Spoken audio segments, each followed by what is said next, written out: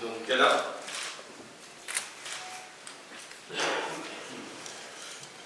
Thank you very much.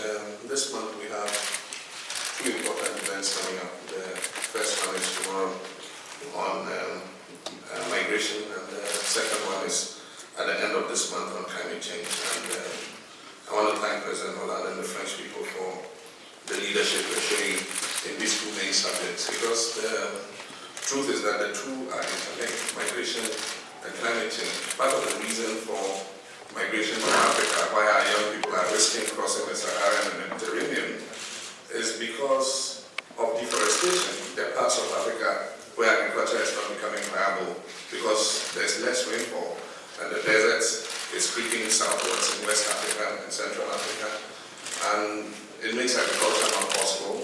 And so young people who have no more opportunity risk their lives crossing the desert and crossing the Mediterranean. So we cannot discuss these two in isolation, migration and climate change. And that's why I'm pleased that President Hollande invited us, selected African leaders, to have a discussion before we go into these conferences.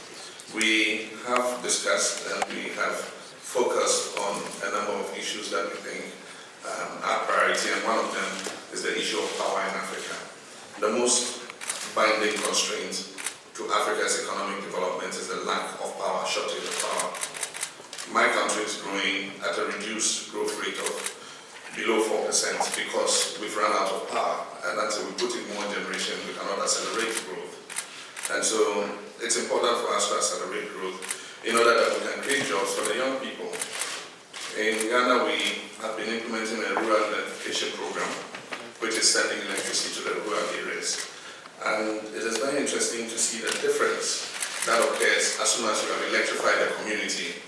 Suddenly, small and medium enterprises crop up. There are little restaurants, there are people repairing car tires, auto mechanics, welders, plumbers, everybody starts to get some kind of work to do. And so I believe that we must concentrate on the issue of power, which we have all agreed. And we can do it in an innovative manner. For instance, in Ghana, we are looking, and I was telling President Hollande, to expand power generation by more than 3,000 megawatts in order that we have enough power. We're doing this by changing the environment, and that's the responsibility that we have as leaders, to create the right environment for the private sector to want to invest in power. We did it in telecoms. When we deregulated the telecom sector, broke up those huge state monopolies that we had, and we invited the private sector to come in and provide telecoms and ICT services. Today, Africa has the fastest growing telecom and ICT in the world, and most of this is being done with investment by the private sector.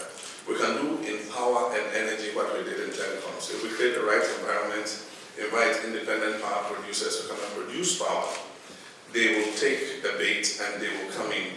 All we need is a partnership with the developed world, with France, to be able to give them the kind of guarantees. Because of the nature of power, you need to give them the right guarantees to be able to put in, those huge investments. And so we're happy with this discussion. At least we are focused on what we want to do. Africa has the most sunshine. I guess if sunshine was a saleable commodity, Africa would be the richest continent. And so why do we have the least solar power in the rest of the world? And so that's another area we can look at. We have a lot of hydro sites, the Inga Dam.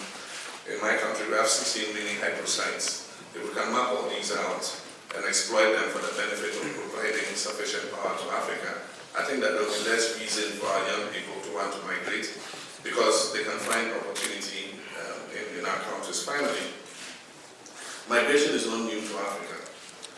Within our countries, our people migrate. I have Ghanaians in Gabon, I have Guineans in Ghana, I have Malians in Ghana, I have Nigerians in Ghana, I have Ghanaians in Nigeria, I have Ghanaians in Cote d'Ivoire. Africans migrate to seek opportunity. And if we create growth poles in Africa that provide that opportunity in Africa, they will have no reason to migrate to another continent to look for opportunity. And that is why economic growth of Africa, development of growth poles, integration of the continent, removing the borders to allow our people to move freely on the continent, will stem the risk that they have to take trying to cross into Europe and other places. Thank you.